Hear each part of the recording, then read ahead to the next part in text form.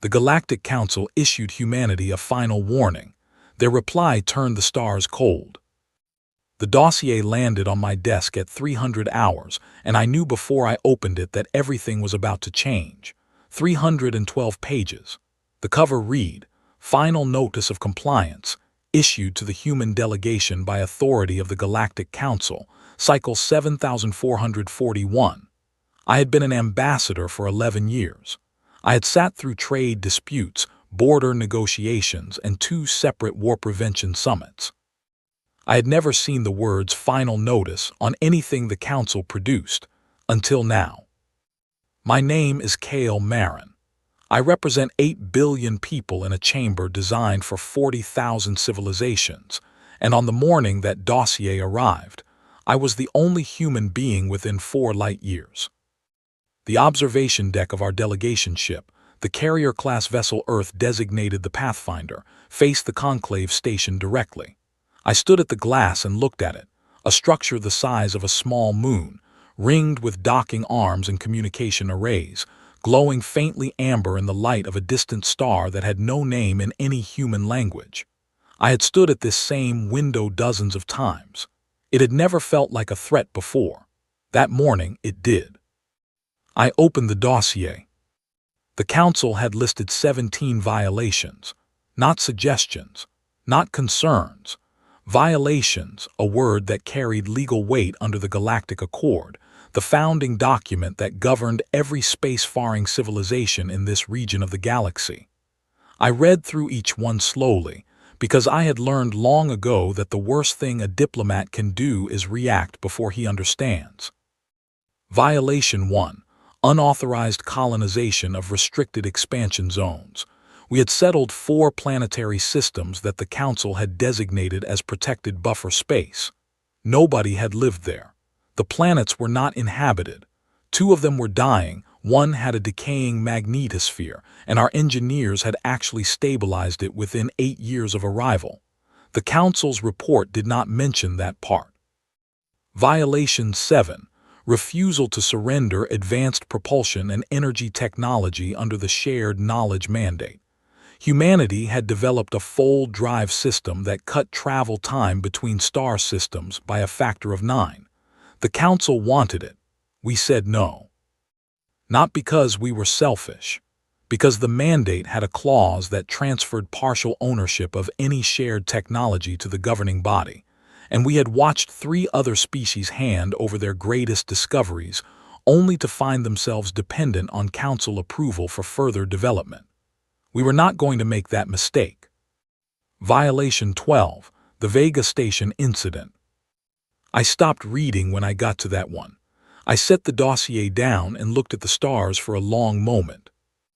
Vega Station had been a miscalculation. One of our early deep-range communication relays had emitted a signal pulse that interfered with a Council navigation beacon. No ships were lost. No one was harmed. But the disruption had lasted 6 hours, and during those 6 hours, a Council trade convoy had taken an unplanned detour that added 11 days to their journey. The financial loss was documented and logged. What the report did not mention was that we had identified the problem, corrected the relay, and compensated the affected trading companies, all within 72 hours. The Council's own repair estimate for the beacon had been 3 months. We fixed it in 11 days. Reading through all 17 points felt like reading a list of things we had done to survive, written by people who had never needed to. At 700, I received a formal summons to the main chamber. Full session. All delegations present. I put on my formal coat, drank the last of my coffee, and walked into the most important meeting of my life without a single note prepared. The chamber was extraordinary as it always was. An enormous circular space with tiered seating arranged around a central platform. The ceiling was transparent, and beyond it, stars stretched in every direction. 40,000 species had seats here, though not all were occupied at any given time. That morning, the chamber was nearly full. Word had traveled fast. Everyone wanted to watch what happened to the humans. I took my seat at the human delegation's table, a single table, 1 chair, one human, and waited. Archon Vereth of the Dominari rose to speak. The Dominari were the Council's oldest active enforcement body. They were tall, broad-shouldered beings with dense, dark plating across their upper bodies, and eyes that processed light in spectrums humans could not see. Vereth was their senior representative, and he had been in this chamber longer than the entire span of recorded human spaceflight. He spoke slowly, and his translator rendered each word in a flat, precise tone that somehow made everything sound like a verdict. "The Galactic Council," he said, "having reviewed the conduct of the human civilization across a period of 31 standard cycles, and having issued 4 prior notices of concern, each of which was acknowledged and disregarded, hereby delivers to the human delegation a final directive." He read the terms clearly and without pause. Humanity would surrender governance of 14 of its colonial settlements to Joint Council administration. Humanity would provide full technical documentation for the Fold Drive system within 60 cycles. Humanity would submit to a standing inspection agreement covering all military and research installations, and humanity would formally acknowledge, in writing, the authority of the Galactic Council as the supreme governing body of this region of space. Failure to comply with all 4 conditions within 90 cycles would result in collective quarantine, total severance from galactic trade networks, communication blackout, and physical exclusion from all Council-governed space lanes. Every other civilization in the chamber would be legally required to cut ties. No exceptions. Vereth finished speaking and sat down. I did not stand. I did not speak. The protocol in that moment was to accept the summons, return to one's delegation quarters, and respond within the allotted time. I had 72 hours. I stood up, nodded once to the chamber in acknowledgement, and walked out. Back aboard the Pathfinder, I sat at my communications terminal and typed one message to Earth. I kept it short because there was no way to make it not short. They have done it. 4 conditions, 90 cycles, or collective quarantine. Tell me what to say. I sent it and waited. Deep space communication to Earth took time. Even with relay boosters along the route, a signal required hours to make the round trip. I had 72 hours total. The message would arrive on Earth in roughly 3 hours. A reply would take another 3 to reach me. That left me 66 hours to prepare and deliver humanity's formal response. I made tea. I looked out at the conclave station. I thought about the 11 species that had faced final notices before us. I had looked up their histories once years ago out of professional curiosity. Only 2 of them had complied. The others had resisted. None of those were in the chamber today, not because they had been destroyed in some dramatic confrontation. They had simply faded, quarantined, isolated, starved of contact and trade until their civilizations collapsed inward and went quiet. I thought about that for a long time. 6 hours after I sent my message, 3 hours faster than the math suggested, a reply arrived from Earth. Not from the diplomatic corps, not from the Foreign Affairs Office or the Council liaison team. It came directly from the Secretary General's personal terminal. Her name was Patricia Aldrin, and she had been in office for 6 years. I had met her twice. Both times she had struck me as someone who thought in long sentences but spoke in short ones. The message was 3 sentences. I read them once, then I read them again. My hands, which I had not noticed were shaking until that moment, went completely still. Something settled in my chest, not calm exactly, but something adjacent to it. The particular feeling of having been lost and then finding, unexpectedly, that you had known the way the entire time. I read the 3 sentences one more time. Then I smiled. It was the first time I had smiled in 11 days. I folded the message carefully, set it beside my terminal, and began to work. I had 66 hours. I was going to need every one of them. I spent the first 12 of those hours reading. Not the dossier. I had already read that 3 times. I pulled the Council's own archive access, which our delegation had been granted as a procedural courtesy when we joined 31 years ago, and I started digging.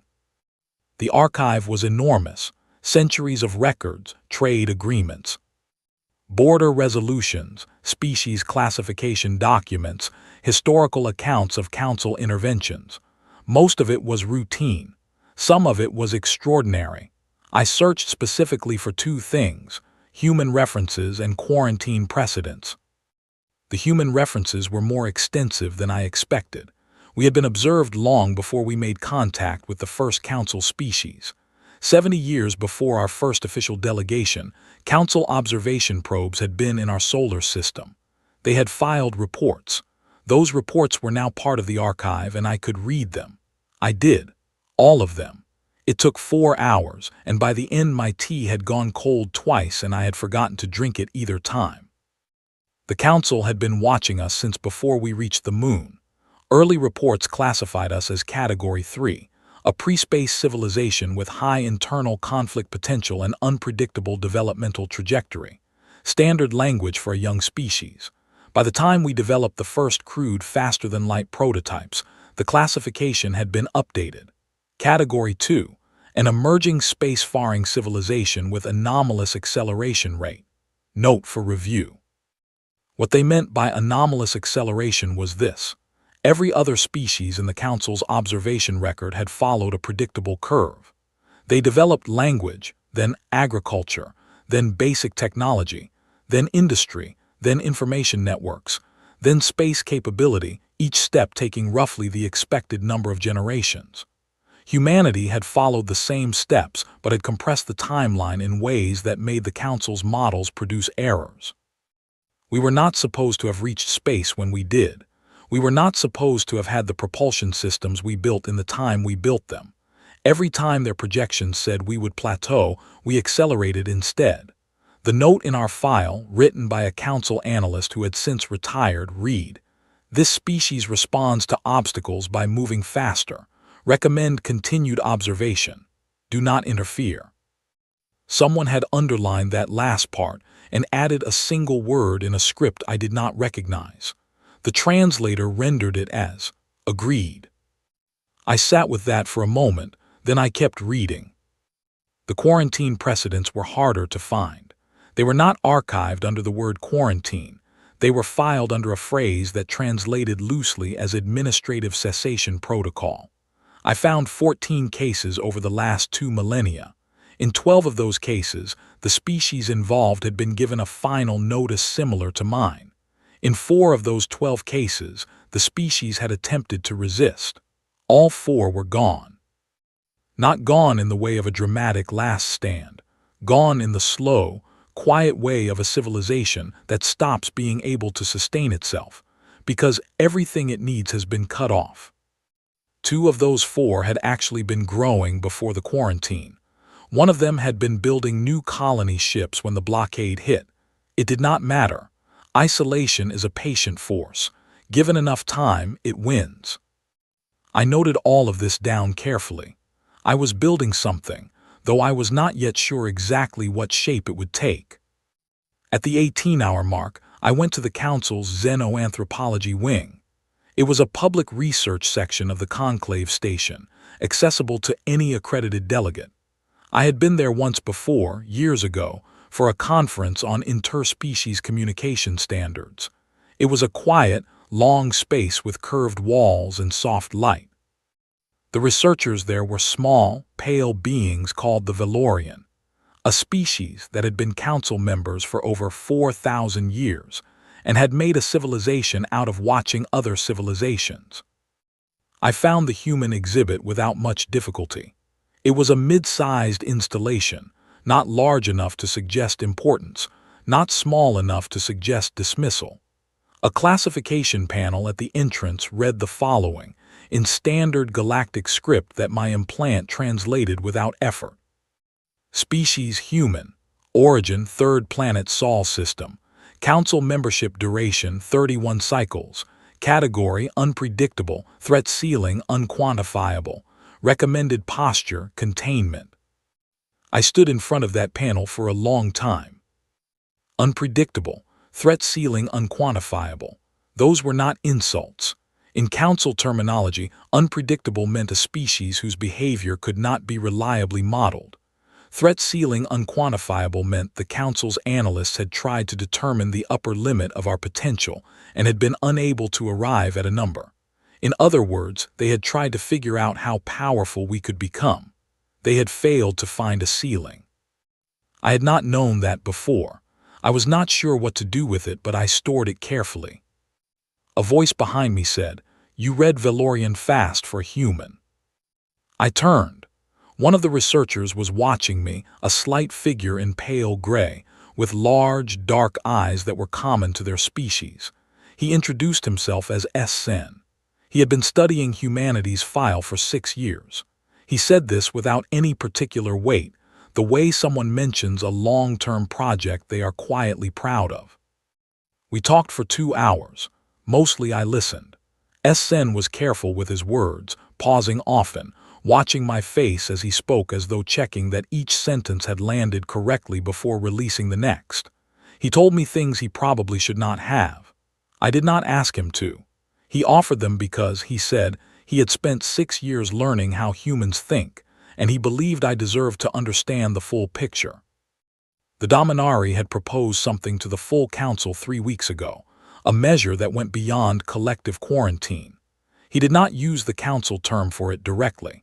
He said there was no clean translation. It described a type of intervention that the council had used twice in its entire history, both times on civilizations that had been deemed a structural threat to galactic stability. It was not a blockade. It was not an isolation. It was the kind of decision that ended things permanently. He said it had been proposed and blocked. 3 council elders had refused to let it proceed to a vote. He would not tell me which 3.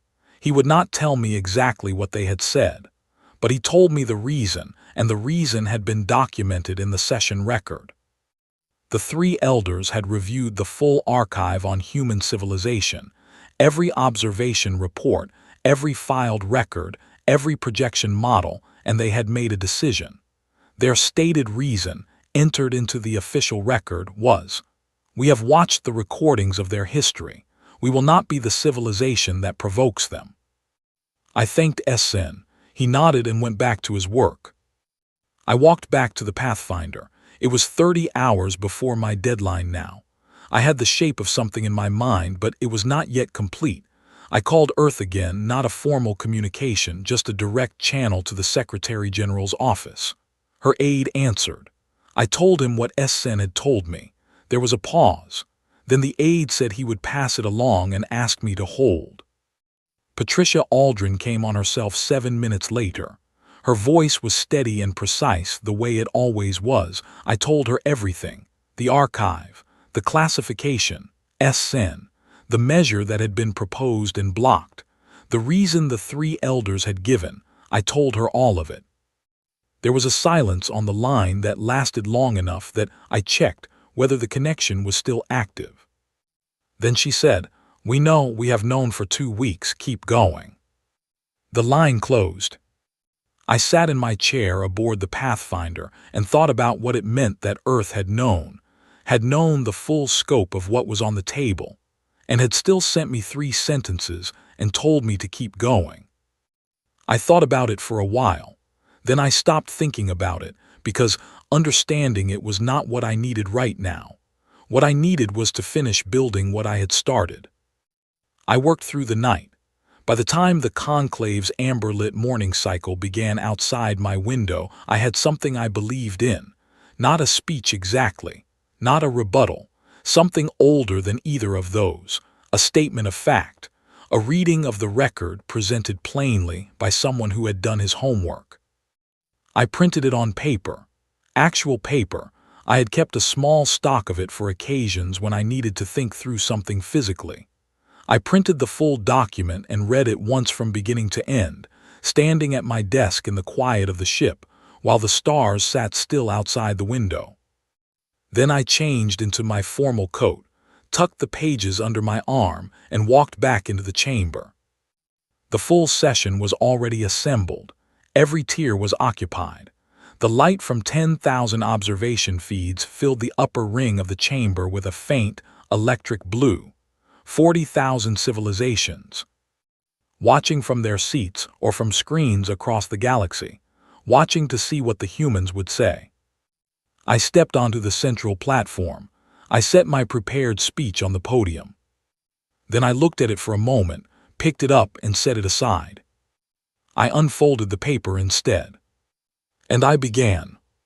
The room was so quiet that I could hear my own heartbeat.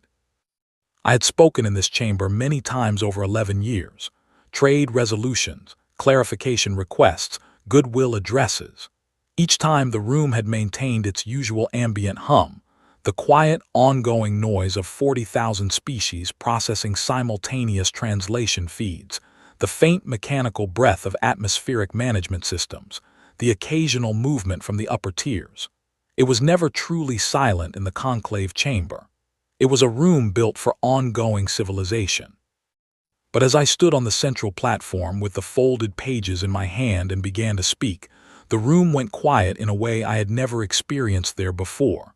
Not the silence of shock, the silence of attention, complete, focused, total attention. The kind that only arrives when something is being said that everyone in the room suspects they will not forget. I did not open with an apology. I had considered it a gesture of diplomatic goodwill, an acknowledgement of the Council's concerns before addressing them. I had written 3 different versions of an opening apology during the night. I had deleted all 3, not because I was being defiant, because an apology would have suggested that the framing of the dossier was correct, and it was not. I opened with the violations. The Council's dossier lists 17 points of noncompliance, I said. I'm not going to dispute the list. Every item on it is accurate. I'm going to explain each one in order because I believe the Council deserves to understand not just what humanity did, but why, and I believe that once you do, you will see that every decision we made followed the same logic. The same logic that has governed every decision humanity has made for the entirety of its recorded history. I went through the violations one by one. The 4 colonial settlements in restricted expansion zones. I explained that all 4 planets had been assessed by our scientists before settlement. 2 were uninhabited and resource stable. 1 had a failing magnetosphere that our engineers had stabilized within 8 years. 1 had been listed on the Council's own internal schedule for survey, a survey that had not been conducted in over 200 cycles due to administrative backlog. We had not invaded protected space. We had moved into abandoned space and made it livable. We sent formal notification of each settlement to the Council's expansion registry, I said. The notifications are in the archive. They were received and logged. No response was issued. We interpreted silence as non-objection. We were apparently wrong about that. We should have been told clearly. We were not. The full drive refusal. I read the exact language of the shared knowledge mandate, specifically the clause transferring partial technological ownership to the governing body. I then read the case histories of 3 species who had shared technology under this mandate and had subsequently found themselves unable to develop the next generation of that technology without Council approval, which in 2 cases had been withheld for political reasons. We decline not out of selfishness, I said, but out of a straightforward reading of precedent. We are prepared to discuss a modified agreement. We have always been prepared to discuss a modified agreement. No one asked. Vega Station, I kept this one brief. I read the timeline. Error identified at hour 1. Correction begun at hour 2. Full resolution at hour 11. Compensation to affected trade parties completed within 72 hours. Council's own repair estimate for the affected beacon, 90 days. Actual time taken, 11 days. We do not consider this a violation, I said. We consider this an error that we fixed. We are sorry for the disruption. We are not sorry for fixing it faster than it had ever been fixed before. I worked through all 17 points the same way, not dismissing them, not minimizing them, but placing each one in its actual context. By the time I reached the end of the list, I could feel the room had changed. There was a quality to the attention around me that had shifted. I had come in expecting the room to be adversarial. It was something else now. It was uncertain. 40,000 civilizations recalibrating. Then I turned the page. The Council has issued collective quarantine to 14 civilizations in the last 2,000 years, I said. I have reviewed all 14 cases. In 12 of those cases, the species involved was issued a final notice similar to the one I received 4 days ago. 4 of those 12 species attempted to resist the quarantine. All 4 are no longer present in this chamber today. I paused, let that settle. I want to address that directly. The Council's position, as I understand it, is that quarantine is a corrective measure, a way of encouraging compliance through the pressure of isolation. And I understand why it has worked in the past. Isolation is a powerful force. Cut off a civilization from trade, from communication, from the movement of resources and people, and in time the civilization weakens. It makes decisions born of desperation rather than strength. It begins to agree to things it would not have agreed to from a position of stability. That is the mechanism. I understand it. I turned another page. But I need the Council to understand something about humanity, not as a threat, not as defiance, as a factual statement of our history which is in your archive, which you have been observing for over a century, and which I believe you know but have perhaps not fully considered in this context. I looked up from the pages. I looked at the chamber, all of it, the full circle of tears, the thousands of faces and forms and sensory apparatuses turned toward me. Humanity has never stayed down, I said. Not once. In the entirety of our recorded history, which spans roughly 5,000 years of civilization, we have faced extinction-level pressures on 7 separate occasions. Massive environmental shifts, catastrophic conflicts that reshaped entire continents, plagues that reduced our population by fractions that, in a smaller species, would have meant the end. Each time we lost ground. Each time we grieved. Each time something in us refused to accept the new condition as permanent, and we rebuilt not to the previous level but beyond it, every single time. The chamber was very still. This is not a boast, I said. I want to be precise about that. This is a pattern, a behavioral pattern so consistent across our entire history that it is not a choice anymore. It is simply what we do. We do not decide to get back up. We get back up because not getting back up is not something our civilization has ever successfully learned to do. I turned to the last page, the Secretary General's 3 sentences. I had thought about how to introduce them.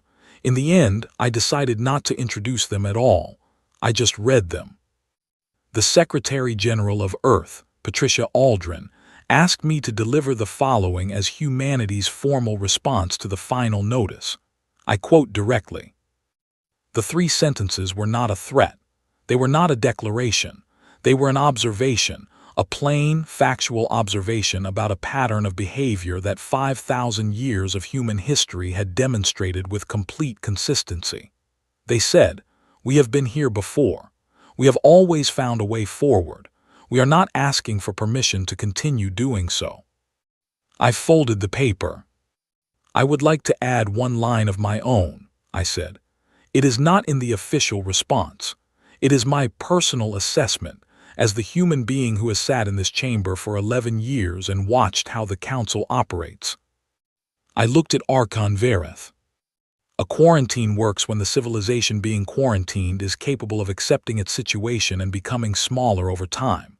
We have studied your history, Archon, and we respect what the Council has built across thousands of years.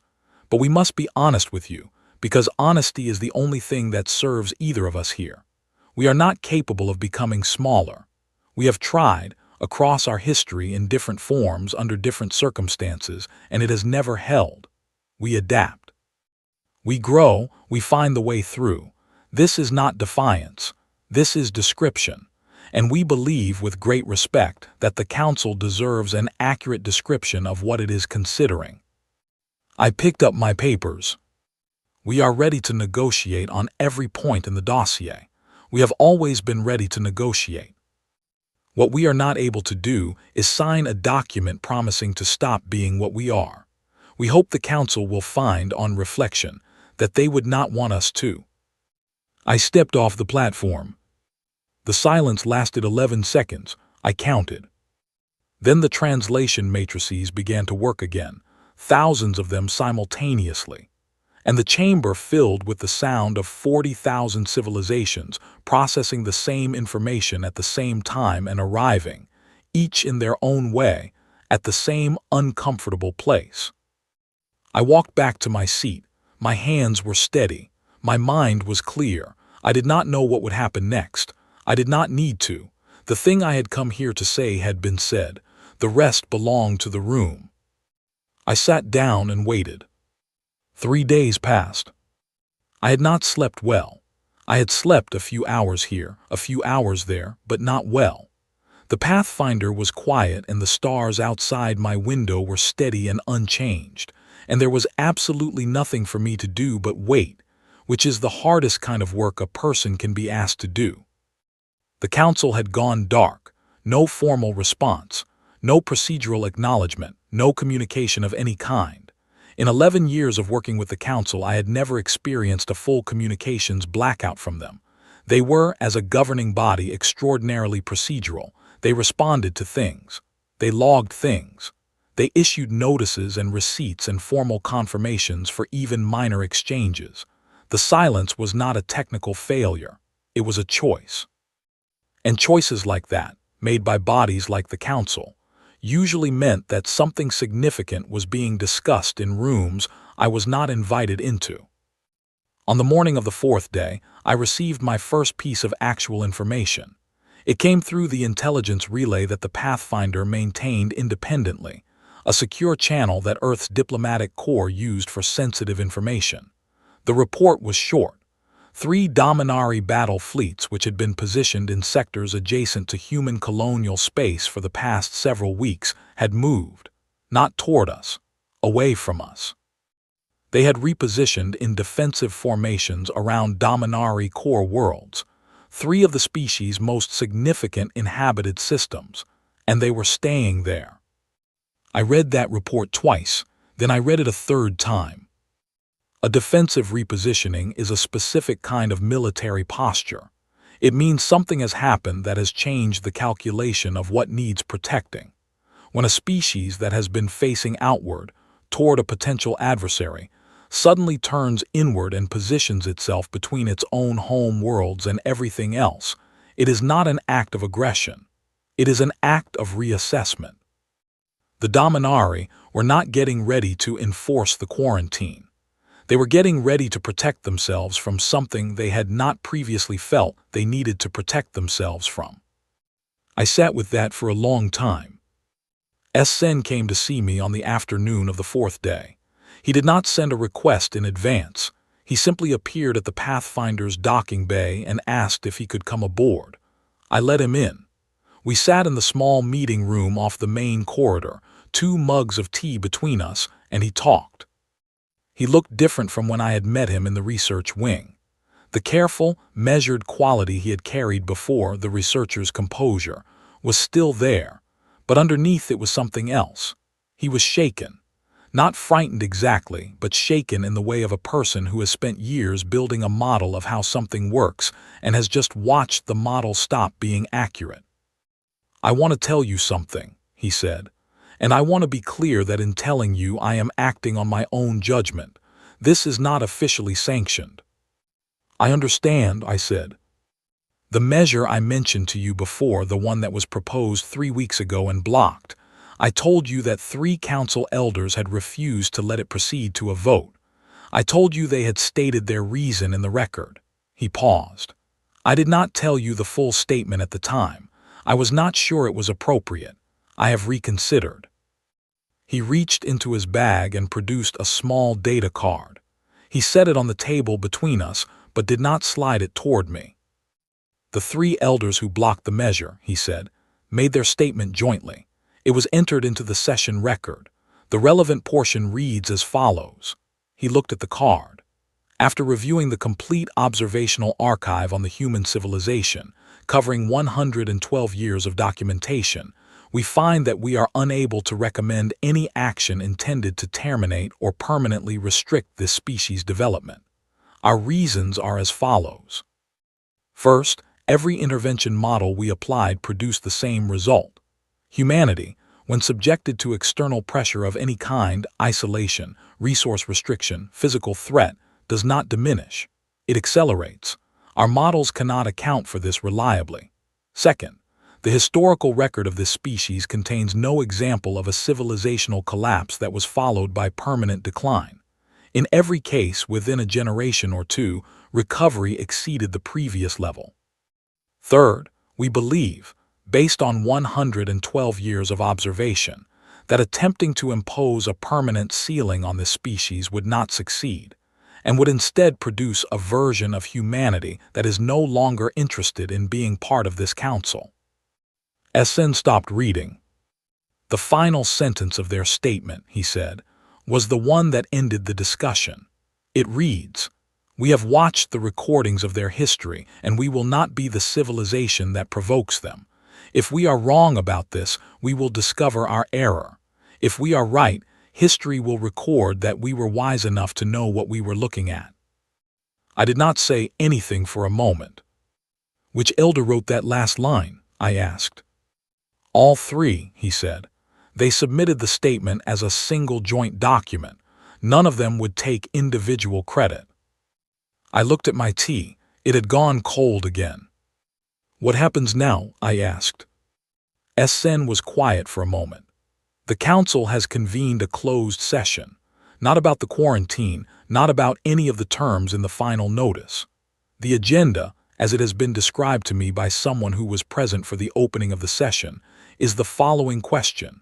How does the council build a functional relationship with a civilization it cannot contain, cannot reliably predict, and cannot outpace?" He picked up his tea, looked at it, set it back down. "There is no existing framework for that," he said. "In the council's history, this question has never been asked before. Every other civilization, no matter how capable, has followed a trajectory that the council could eventually model. Your species is the first one for which our best analysts cannot produce a confident long-range projection." "Because we keep surprising you," I said. "Because you keep surprising yourselves," he said. "That is actually the harder problem to model. A civilization that is surprised by its own capabilities cannot be bounded by external assumptions, because those assumptions will always be derived from what the civilization has already done. You always do something you have not done before." He stood to leave. "I want you to know," he said at the door, "that I do not believe the council is your enemy. I also do not believe they are your friends. I think they are a very old institution that has spent thousands of years believing it understood the range of what was possible, and you have spent 31 years quietly dismantling that belief without meaning to. That is a genuinely difficult thing to manage." "I know," I said. He nodded and left. That evening, I received a communiqué through the formal diplomatic channel.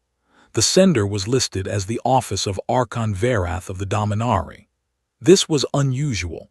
The Dominari communicated through council channels as a matter of standard practice. A direct communication from Verath's personal office was, in diplomatic terms, a significant gesture. The message contained 4 words. They were written in English, human English, a language that Verath had never, in my 11 years in this chamber, been documented to speak or write in any public or private capacity. There was no translation notation. There was no diplomatic preamble, just 4 words. "We understand you now." I read them. I set my communicator down on my desk. I stood at the observation window for a long time. The conclave station floated in the middle distance, amber-lit, enormous, full of ancient minds working through new questions. Beyond it, stars, hundreds of them visible from this position, some of them home to civilizations that had watched us, studied us, feared us a little in their way. All of them now sitting with the same understanding they had not quite had before. On Earth, I found out later through the broadcast relay, Patricia Aldrin gave a public address that same evening. She did not mention the council.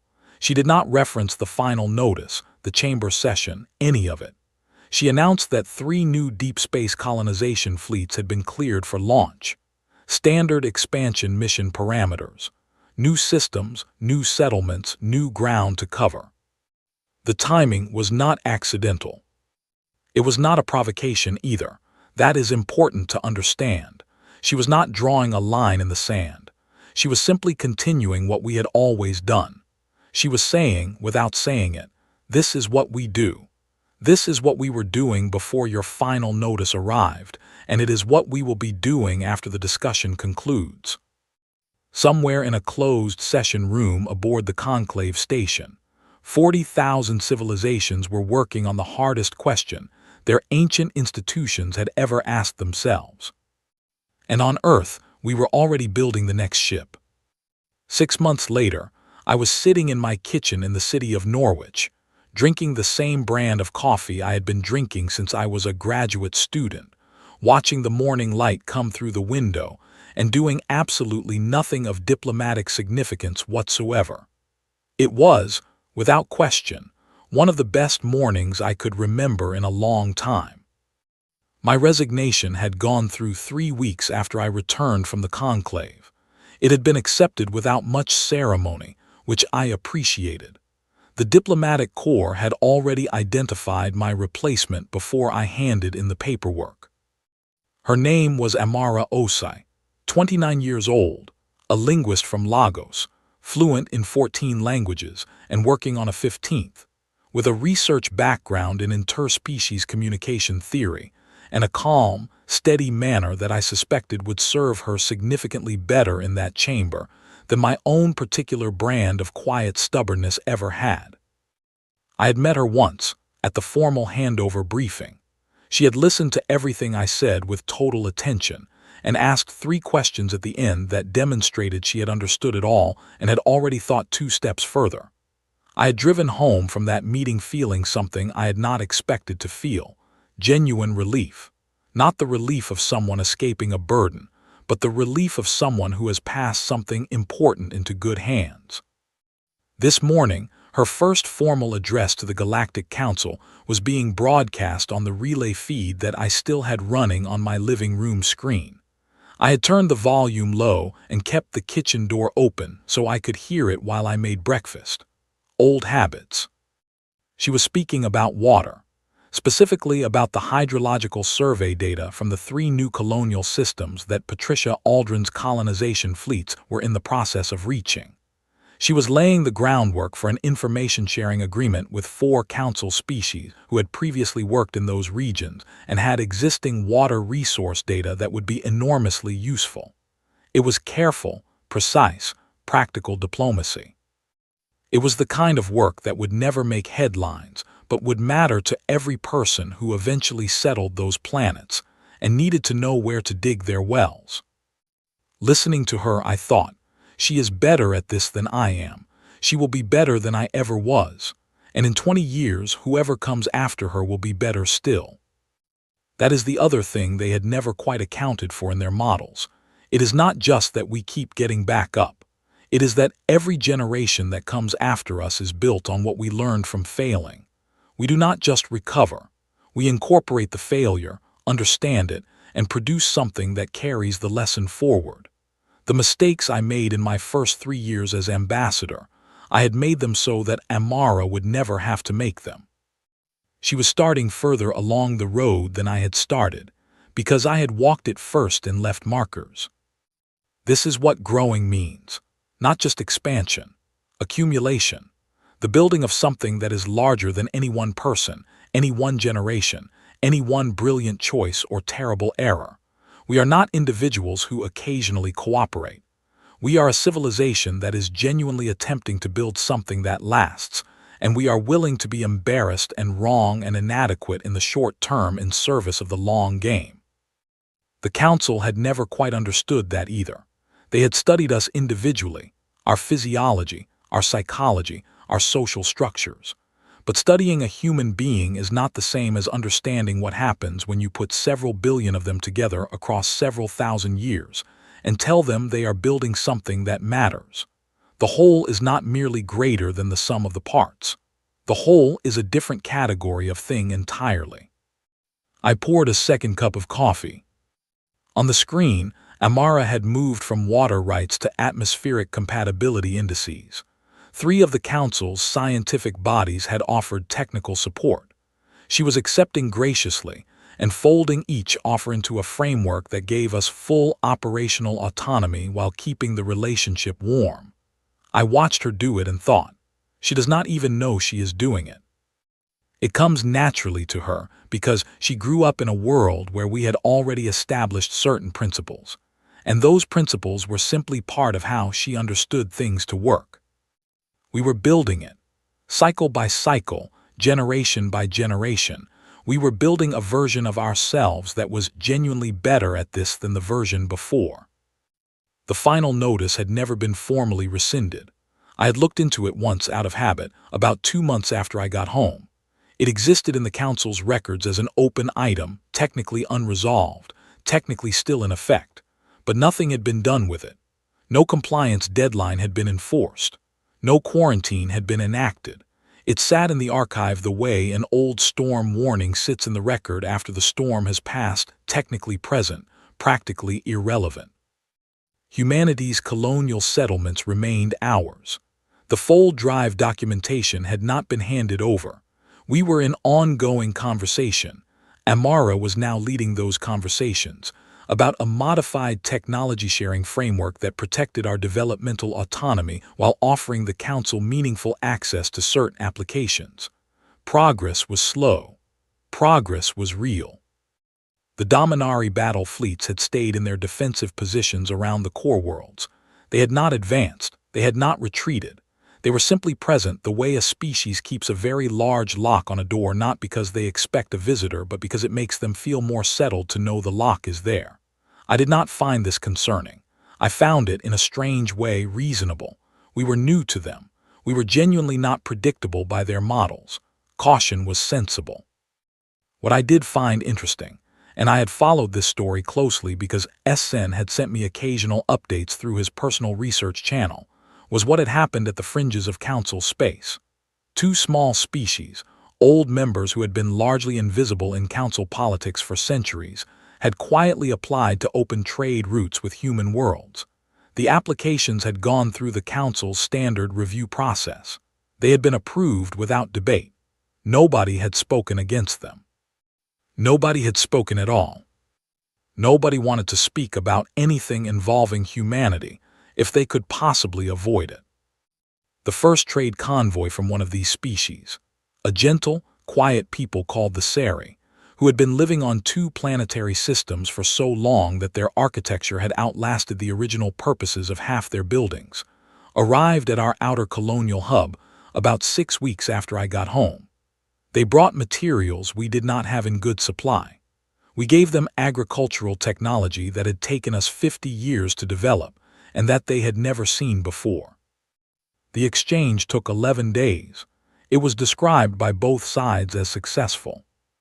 The second species, the Lorth, whose biology I only vaguely understood and whose culture was even harder to summarize, but who made exceptionally precise instruments used throughout the galaxy for scientific measurement, sent a diplomatic message to Patricia Aldrin directly, bypassing the Council protocols entirely.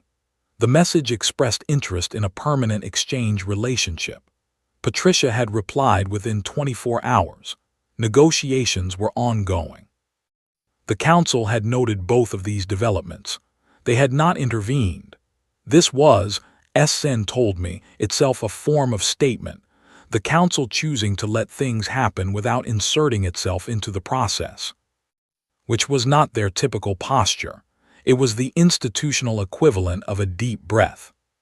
Somewhere in their closed sessions, they were working something out. I did not know what. I did not think they knew yet either, entirely. But they were working on it, and that was more than I had expected when I walked out of that chamber 6 months ago. I finished my coffee and went to wash the mug. My daughter, Clara, was at the table doing homework. She was 12, and deeply unimpressed by my former career in ways that I found both humbling and quietly magnificent. She had asked me once, a few weeks after I got home, what it was actually like up there. I had tried to explain the scale of it, the size of the conclave station, the number of species, the enormous weight of that many civilizations pressing against each other across centuries of shared history. She had listened patiently, then she had asked, were they scared of us? I had thought about that for a moment. A little, I said, I think so. Why, she asked. Because they could not figure out where we stop, I said. She had considered this with the particular seriousness that 12-year-olds bring to things they find genuinely interesting. Then she went back to her homework. But I had noticed, over the following weeks, that she had started spending more time in the school's science library. I had not mentioned it. I had not needed to. The Secretary General's 3 sentences were still in my desk drawer, printed on the same piece of paper I had held in the chamber. I had not framed them or displayed them anywhere. They were not that kind of thing. They were a private object for private understanding. People had asked me in the weeks after I returned, journalists, colleagues, a few friends who had heard pieces of the story, what it felt like to stand in that chamber and deliver that response. I had tried to answer honestly each time and found that honesty produced an answer that surprised people. It had not felt heroic. It had not felt like a dramatic stand. It had felt, more than anything, like reading a document aloud, like stating the record, like saying, here is what happened and here is what it means, and I trust that truth, stated plainly, is enough. I went outside after lunch. Clara was in the garden which stretched behind our house to a low stone wall and a field beyond it. She was lying in the grass, face upward, looking at the sky. It was a clear day, blue and wide and peaceful in the particular way of an English afternoon in early autumn. No clouds to speak of, just the long, clean arc of sky above. I sat down on the low step by the back door and looked up too. Somewhere up there, far beyond the blue, beyond the upper atmosphere, beyond the moon and the slow drift of our own solar debris, stars were burning that were home to civilizations that knew my name. Civilizations that had spent 6 months asking each other, in their own languages and in the quiet of their private councils, what to do about us. Civilizations that had been cataloging our behavior for over a century and still could not fully account for us. They were old. Some of them were ancient beyond the kind of ancient that words like ancient were built to hold. They had been crossing the spaces between stars while we were still learning to make fire stay where we put it. They had built institutions that had outlasted every civilization we had ever read about in our own history books. They had, in many ways, every advantage over us that could be measured. And they had held a meeting about whether to do something permanent about us. And 3 of their oldest and most respected elders had looked at the full record of what we were, and they had said, no, not because we were not dangerous, not because we were not unpredictable, but because they had watched the recordings of our history and they had understood, in the particular way that only very old and very perceptive minds can understand things, what that history actually meant. Clara sat up in the grass and looked at me. What are you thinking about? She asked. Nothing important, I said. She gave me the look that 12-year-olds reserve for adults who are obviously lying about this specific thing. You're thinking about the council again. A little, I admitted. Are they going to be okay? She asked. She meant it genuinely, not as a challenge, not as a provocation. She was asking whether the situation was going to be all right, whether the enormous complicated thing I had been part of was going to resolve into something workable.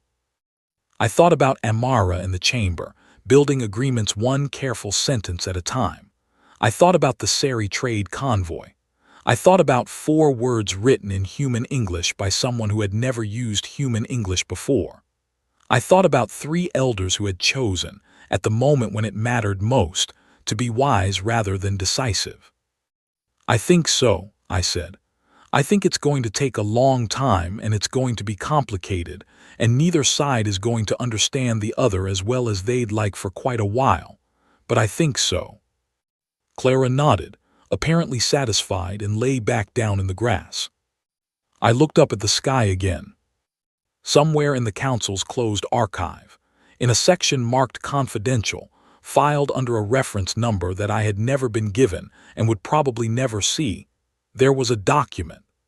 Sen had mentioned it to me in passing in one of his messages, not sure whether he should have, but mentioning it anyway, in the way of someone who has been studying a subject long enough that he needs to tell someone what he has found. It was an internal memo, written 1 week after my address to the chamber, distributed to all senior council members and marked for restricted circulation only. Its subject line was a question. One question. Simple English words, rendered in standard Galactic script, filed away in the deepest part of an institution that had been building itself for thousands of years and had never before had to ask this particular thing. The question was, what do we do if they keep getting better? Nobody had answered it yet. Nobody was going to answer it for a very long time. And somewhere in that silence, across the cold light of 1,000 stars, something was quietly shifting, not because we had won anything, not because we had beaten anyone, but because something true had been said in a room large enough to hear it. And truth, once spoken plainly, has a way of making itself impossible to ignore. I did not know what came next. I did not think anyone did. But the ship was already moving. It always was. And somewhere ahead of us, past every star we had named and everyone we had not, the next thing we would do was waiting to be done. We were going to get there. We always did.